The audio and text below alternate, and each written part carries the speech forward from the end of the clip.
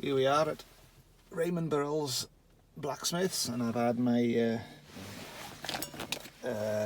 brackets for the spit bent 90 degrees because these ones are a little bit short for my car, the Mk3 Cortina, for the 8 Foreman Light Engineering spit that I've got.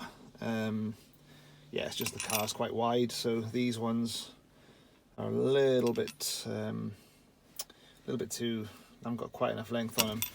So I had spare brackets, had them done.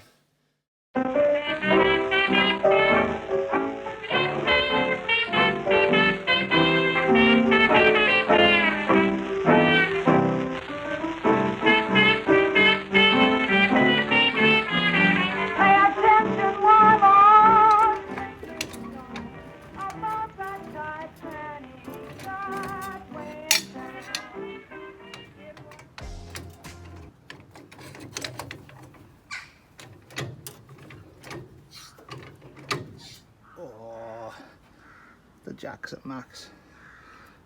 Damn.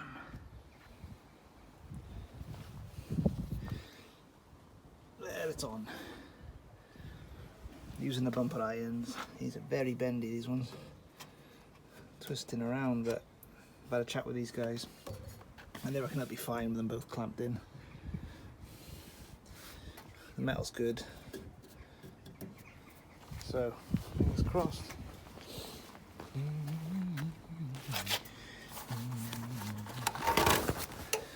Go under there. God. Can't really see that well. In there, both sides. So, let's give it a twirl. Not the main twirl, just going to move the whole chassis over there tonight. It's getting dark. And then we can twirl it once it's perfectly balanced. It's got to be exactly balanced to spin it. And we're not going to do that today. It's moving. We have progress. Well, it's yet another rainy night in Wales. Must be about the 10th day now that we've had almost continuous rain. So all the chassis still outside. I'm in here preparing the area where it's going to go and just getting on with a few little jobs. So thanks to George Duffus, I think he's from the club, I've managed to get my hands on a gaiter for the handbrake in the trim colour of the car. The other one was black. It was like a plasticky one, like with a kind of ribbed effect on it. So that's the proper 2000E handbrake gaiter. Yay! What else did we get off George? We got some kick panels. Now, of course, the finish on them is wrong. I need the heavy shag pile beige carpet, but it's the actual template, the cardboard, that I was after, because I'm missing the one on the driver's side. I've got both here, so if that one's better than the offsides, then I'll transfer the carpet over. So yeah, I'm still in search of a piece of carpet that was missing off the car when I brought it back. Yeah, so I've got Paul, the club chairman, I think, has got he's listed a tan kick panel, and he reckons it's in fairly good nick. At least the carpet is. So I'll transfer that onto this once that arrives from Paul. What else are we doing? I'm just going through everything really, making sure I've kind of labelled it up, because I just threw stuff in boxes with some very basic scribbles on. See, dash stuff. So now I've actually gone in and listed what's in each box. Otherwise I'll be panicking in the future. Yeah, so found some. I think these are the I don't know what they're called, the B-frame. What's the word I'm looking for? Trim, innit? The B-frame trim. So that'll be coming down between the doors, and apart from the apart from a couple of oil marks on it, which I can get off gently with a stain remover. It's in good nick, I reckon, that. Very good nick. See, that's what's behind. You've got a dead wood lice there. And how old that is. Yeah, so going, but I've ended up kind of recataloguing the entire, or will be, the entire shed area there of all the parts. And then we got the windscreen seal. It's a brand new one for the rear. Fuel sender unit's gone up. That's fine. The actual arm is a bit rusty, so I'll probably de-rust that at some point. I did a video before about where I've stored everything, but look, that took a bit of muscle power. Not that I've got much muscle power, but I managed to get them up there. 4 doors, all in the roof, out the way. The back seats, all my new sills. The back quarter panels are unfortunately outside the shed, round the back, but they're under some decent tarp, so let's hope they survive until I can build a lean-to at the back of the shed, which I was going to do anyway, not just for the Cortina parts, but yeah. Castle nuts with split pins in them, rusted. They've had to extend the crowbar, but it came eventually, thanks to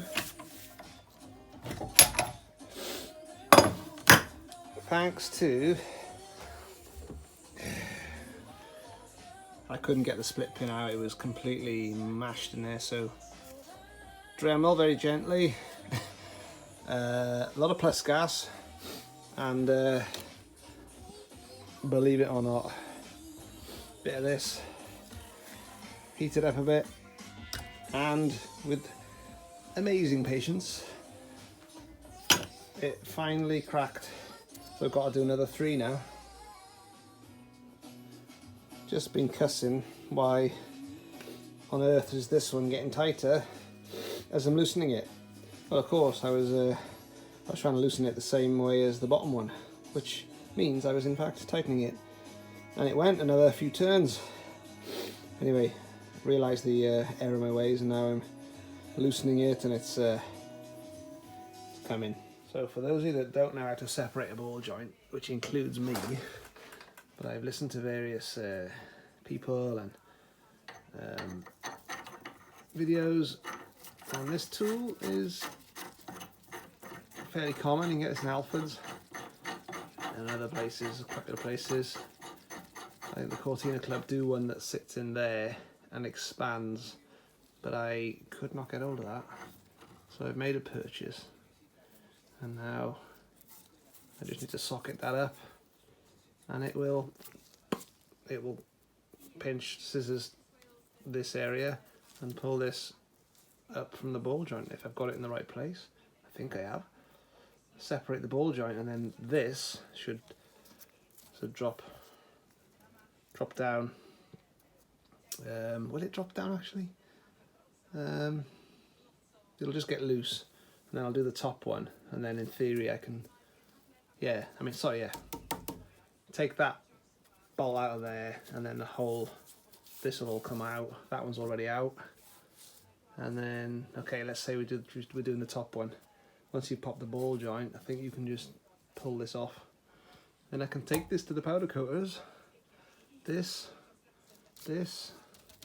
Once the ball joints are out, same on the right. I've tightened it up fairly tight there, and I think you don't keep going. I think you just give it a whack from the side and it pops. So before I tighten it up any further and break it, I'm going to double check that. Still at it. Used the tool twice. I went so far once and there was no pop. Tried the top one, same problem, no pop. Came back in on this one, in there, screwing away. I had to again use my trusted 1992 Campag C Record road bike seat post, which shouldn't be used for stuff like this, but it just gives the breaker bar or socket bar that extra when it gets tough. So there was I going away, not really paying much attention, and then there was a kaboom. Yeah, absolutely made a massive noise, much more of a pop than I was expecting. scared me a bit, but and maybe the neighbours too. It was quite a bang. I wasn't expecting that. So maybe I've done something wrong, you know, the pressure was too great, or should I have filed off these first to give it a bit of give? I don't know, but I'm going to get this bolt out now so then I can kind of take this out to the side, and I guess this should now drop off, shouldn't it? This whole unit should come out once I move it over the side and hold it, obviously. Let's see. Okay, the bolt is out.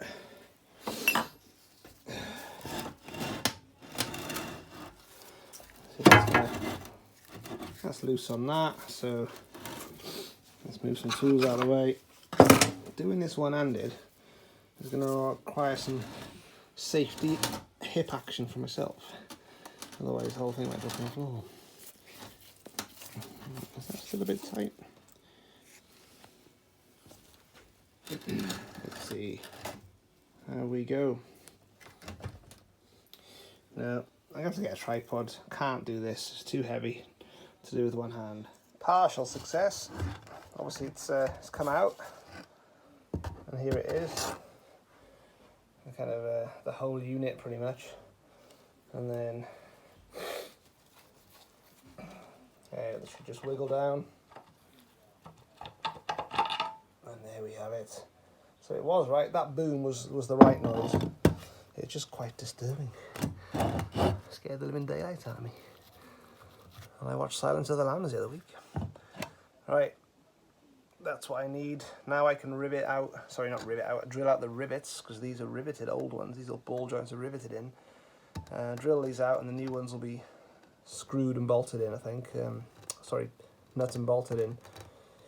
And then these can go off to be sandblasted, and well, I can actually sandblast them myself because I bought a sandblaster, but powder coated. Looking forward to that. And there's two now for doing the top one.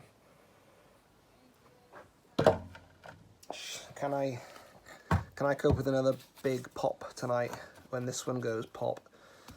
Might as well give it a crack. Quick update, 2 ball joints popped. So what we need to do now is press the seals out. So I've got a seal presser kit on the way, which is a threaded bar with various attachments.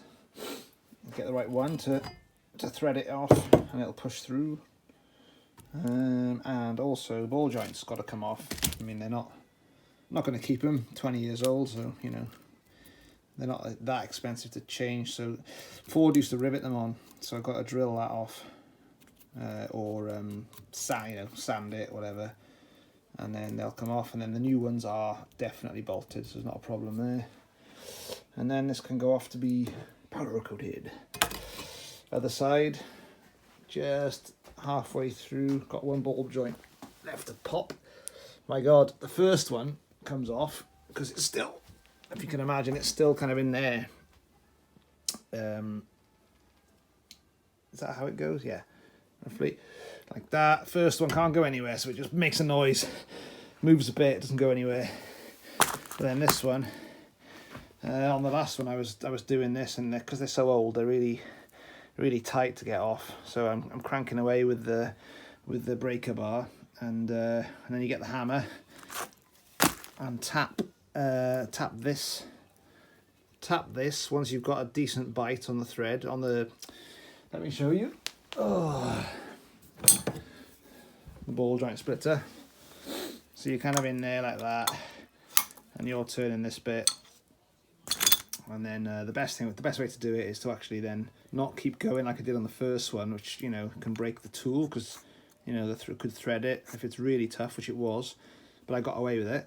But with the next two, I just tightened it pretty tight, and then I just whacked that with a hammer, both sides, and boom, it came off, and it shot across the room, shot over there. Sorry, it was turned like that. So be careful, wear glasses, wear a pair of gloves, and don't have anything like an expensive bicycle wheel in the path of the fast-moving ball joint and the piece of car that flies across the room. Yeah, I got away with it anyway, but yeah, getting there now. And then the only problem I have is this bugger is absolutely solid in there. So that's spinning. I've plus gassed it again tonight. I've been banging, but it's not having any luck. The bolt is twisting, but it's not moving. So I'm guessing a thread is caught kind of in there. So I'm guessing it will go with a really decent bang. We'll get there. I mean, I could always heat it up or something. We'll find a way of getting it out, because the other one came out fine. That's all that keeps it in. Once that bolt's out, this will drop. Again, that's got to be filed off and get rid of the ball joint.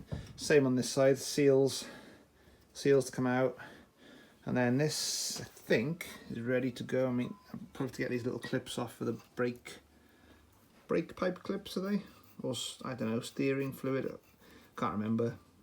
But all this kind of stuff has to come off. And then it can be sandblasted. Another quick update, brake master cylinder. It looks like it's seized the inner workings. They were more flush, but what I did, I tapped away with this in there to kind of try and, you know, kind of just break the seal. And because it's spring loaded, I thought it might pop out, but it hasn't. It's just been pushed further in, so I've compressed the spring further, and I'm a bit too worried to you know, keep doing that, because, you know, if it's struggling, it's going to just break the spring, isn't it? So I've left it in a bath of plus gas, which is now disappeared in, and then I've gone in from this side previously. I've even air blasted it. I think I remember a video Pete C did where I put 2 bolts in there to stop the air releasing, and I whacked the compressor on this bit, hoping it would shoot the mechanism out, but it hasn't done. Probably need more air. I don't know, I'm a bit stuck. I'm gonna have to go back to the video that Pete did and see how he did it. But I'm not getting that spring back. I think I remember him pressing in here to kind of keep. He had a bit of give on his spring, and he kept going with it, keep pressing the air, and it popped out eventually. But mine is completely seized in. So work in progress. But yeah, I want to get that out. Then again, it'll be ready to send off, to be reconditioned. Okay, impatience not always bad. I've just turned it onto my rubber mat, so it's nice and protected from any hard surface. And then you put the block of wood there, and then I've banged it with a rubber mallet, and it's unseized. It's almost there. It's coming back. So then I've just been tapping it on my floor. I mean, my floor's not happy, but at the end of the day, it's just a workshop rubber, recycled rubber floor. And here she comes. I don't know if I'll get it all the way out. Very crude way to do it. Sometimes these methods aren't too bad. Okay, it's almost flush, but what I might do now is getting a bit. I might whack another bit of plus gas in from there overnight, let it hang, and we'll come in the morning because it's time for food. Okay, my partial success, I'll give that for the evening. I didn't even wait in the end. I just I tapped it through gently back in, and it just went in really easily. So I, you know, whatever I did with the plus gas and the kind of whacking on the floor from the other side worked. And then I went back to the floor, gently tapped it on the rubber mat again a couple of times, and it's coming to say hello. So let's see. Can you hear that? That's just I guess that's the oil, and it's obviously still a bit stuck, but we've got it anyway. Just got to kind of, not very easy one-handed, but I'm not sure whether it'll fully come out without a bit of pressure from the back there. Maybe I'll put a bit of air in, blast it through, or it might just need a really kind of hard to tug. Anyway, it's there. Job done. Boys back. It's out. It just needed a bit more of a tug. So, inspection. I'm no brake master cylinder expert, but that kind of looks normal-ish to me. See if I can get this under the light. What's in there? Yeah, the spring is in there. Let's pop the spring out. There we go. There's the spring. What's left in there now? This is all learning. I think that's all we're going to get out. There's another compartment, isn't there? There's another compartment there behind. Okay, time to look at the books before I do any damage. Drilled these through. Smaller than the original hole. I was worried I'd done them bigger, which would have obviously compromised the entire structure. But I've done them smaller, so it's been a pig to get out. So I've just got the chisel in behind there, and it's freed. It's coming. And there's movement, but I wasn't sure whether these are like safety, extra safety catches. But they seem to be part of the body of the ball joint rather than the actual frame. Because I mean, you know, I guess there's various ball joints for Cortinas with slightly different designs, so I don't think that is part of the wishbone, whatever it is. And I've been trying to prise them open. I have done. It took a while, and it doesn't look like there's a need to. I'm not quite sure why they're there. Maybe it's to stop the ball joint itself separating. Don't know. Anyway, bit of a job this. I've been grinding the heads off. Then I stopped that because I was worried I was damaging, the an angle grinder. You can quite easily. I've done it actually somewhere. You see, and you start damaging it. So use the drill, metal drill bit, drilling through. Didn't take long. Just got another 4 to do now. Another 4 ball joints. 4, not 4. Cursed Ford. Riveting on your ball joints. This must be the original.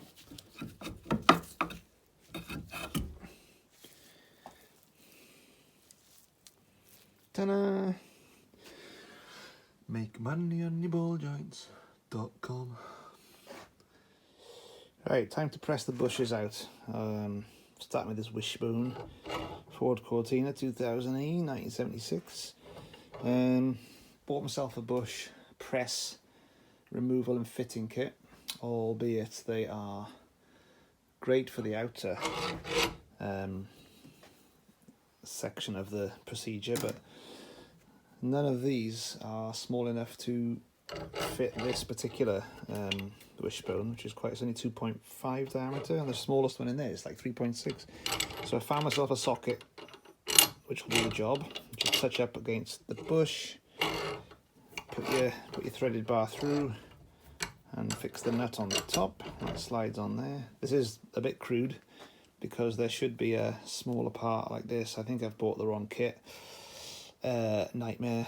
But actually the kit is fine, but I just needed like a set of smaller sleeves, which I'll pursue. Then this slides on the bottom, covers the make sure it doesn't touch the bush. It just goes on the outside, so it presses against the frame, and then there's your next nut, which will press onto here, and then I'll start using the socket from above, and it'll push the my socket down, and it should press the bearing out. Now if it's really tight, you can use like an air gun tool or an impact type thing, but hopefully we won't have to do that because you never know, it might strip the threads if it's really tight. But yeah, we're going to try with a good old-fashioned wrench there, socket wrench, see how we go. So we're fixed in, nut on the top, pressing down on this, which will press the bush through, we hope, into this catcher, and this is securing everything at the bottom.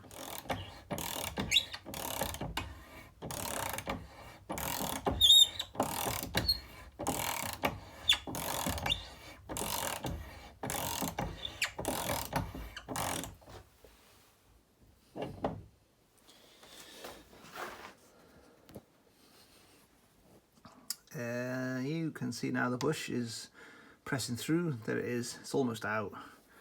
So see if I can do it one-handed, because it's making some screaming noises, but it's not putting up. It's not actually putting up much of a fight. I'll tell you what's happened though. My thread has come up and hit the limit on the socket, so I'll have to rearrange the threaded bar. Or I might just use an adjustable spanner for the last bit.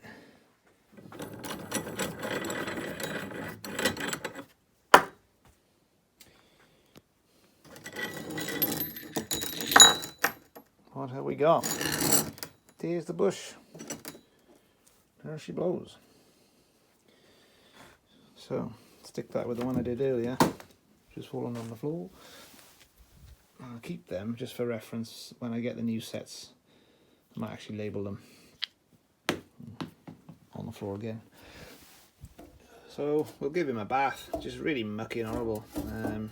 Now that it's just bare metal, I'll give it a degrease.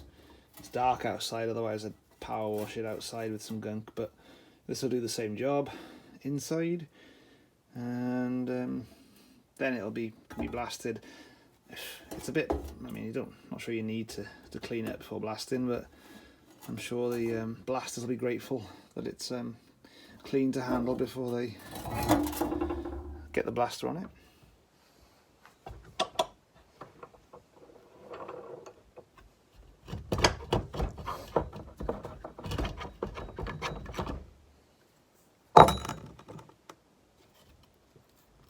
Oh, almost out. I can probably punch it out from here.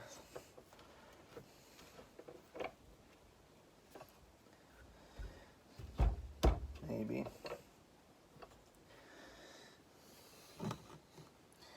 Let's see what we can get.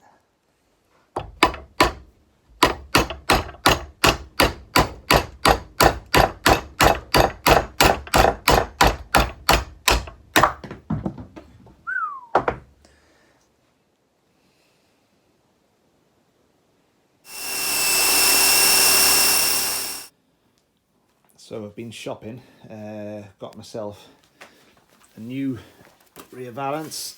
Mine is completely shot. There's no hope for mine on the car. If you've seen in previous videos, it's this area almost gone, very thin in other parts. So this is from a gentleman in the club, and I've been meaning to collect it for some time, and finally got around to it this week. There we go. Saloon revalance, and also a couple of wings. See, my wings are, you can see them there, the fronts are gone really.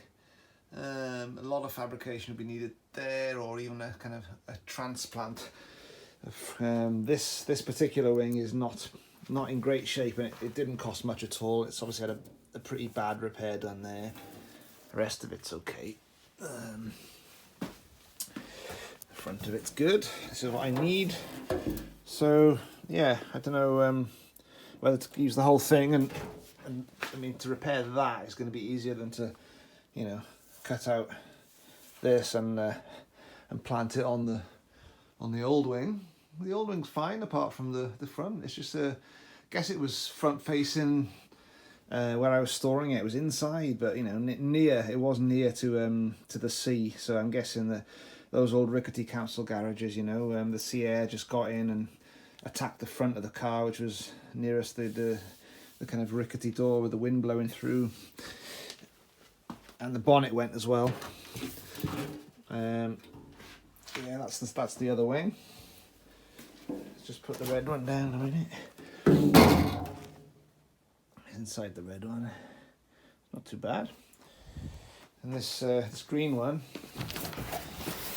Again, it's in good shape where I need it to be. See, all that's gone on the originals. This is all fine. 2 new wings, eh? Well, 1.5 if I might have to do something about the red one. But this one will be, this one will go on, I think. We've got a bit of rust down there, but nothing too drastic. The rest of it looks okay.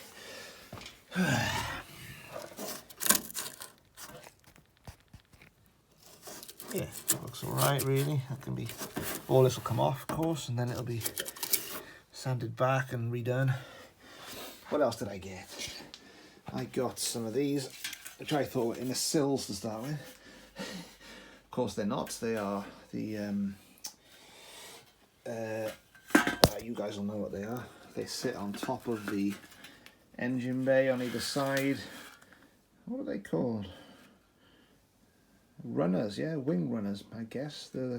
This is where you sit the front of the wing on, so it kind of goes under there on the shell, something like that. But again, brand new. Now, I didn't actually order these, but the guy that I got the wings off has put them in, so I haven't really checked mine out massively yet on the car, and I think mine are okay. But these are brand new, and mine are obviously old, and once I've got all the undercoat, I haven't done anything to the shell yet, as you know. Once I've chipped the undercoat away on mine, and I'll just assess and see whether it's needed to be a complete replacement, or if not, I'll put these back on the market for someone else to benefit from. And then the last thing we got was a new wishbone, again from Rob in the club. He's come up trumps with a wishbone after I had a lot of trouble getting my bolt out here, and I did some damage on it, and I ended up actually having a problem with the press, and it actually bent it a little bit, and I destroyed this. The bolt was seized in the metal sleeve of the bush. Long story, but anyway. And also this had sheared. I can't remember how that happened. It wasn't me who was cutting it, but it kind of dropped off. So these are kind of, I guess, quite difficult to replace. So in the end it was a case of get a replacement, which is a better nick. It's not as rusty by far. There we go. We're good to go on the clip now to get it. We've got all the parts we need for the sandblasting and then powder coating. Well, like I said, I thought I might have to put it in the vise. It isn't too tight actually. It's going through nice and smooth. Not much pressure needed on the socket. I've clamped it into the vise gently there, just so it doesn't move about. And yeah, it's going through. Adjustable clamping on the nut there, cranking down gently, making sure you're not snagging anything and possibly crushing anything on the outer sleeve, which you don't want to be doing. We should start seeing it. We're already seeing it, I think, coming through there. So there we go. And there you have it. One old bush out.